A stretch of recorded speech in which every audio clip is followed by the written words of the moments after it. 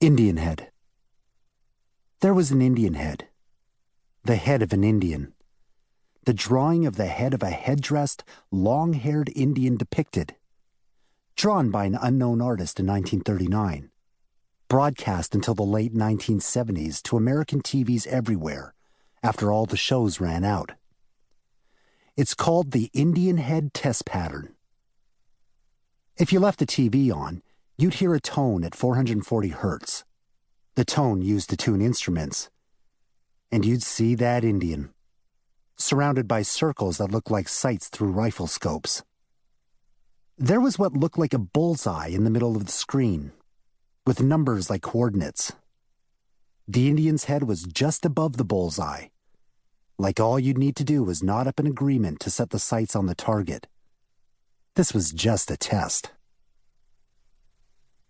In 1621, colonists invited Massasoit, the chief of the Wampanoags, to a feast after a recent land deal. Massasoit came with 90 of his men. That meal is why we still eat a meal together in November. Celebrated as a nation. But that one wasn't a Thanksgiving meal. It was a land deal meal. 2 years later, there was another, similar meal meant to symbolize eternal friendship. 200 Indians dropped dead that night from an unknown poison. By the time Massasoit's son, Metacomet, became chief, there were no Indian pilgrim meals being eaten together. Metacomet, also known as King Philip, was forced to sign a peace treaty to give up all Indian guns. 3 of his men were hanged. His brother Wamsutta was, let's say, very likely poisoned after being summoned and seized by the Plymouth Court. All of which led to the first official Indian War. The first war with Indians. King Philip's War. 3 years later, the war was over and Metacomet was on the run. He was caught by Benjamin Church, the captain of the very first American Rangers, and an Indian by the name of John Alderman.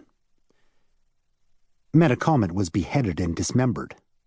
Quartered. They tied his 4 body sections to nearby trees for the birds to pluck.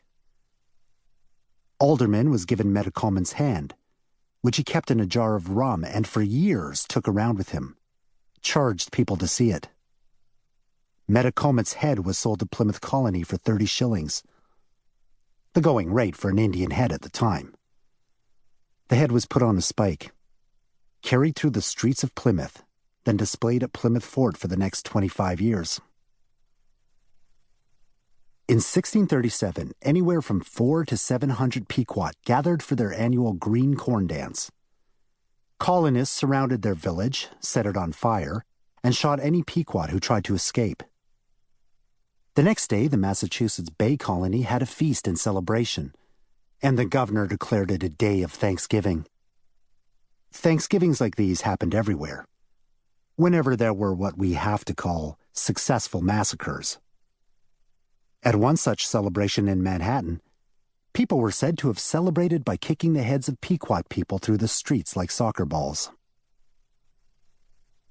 The first novel by a native person, and the first novel written in California, was written in 1854 by a Cherokee guy named John Rollin Ridge.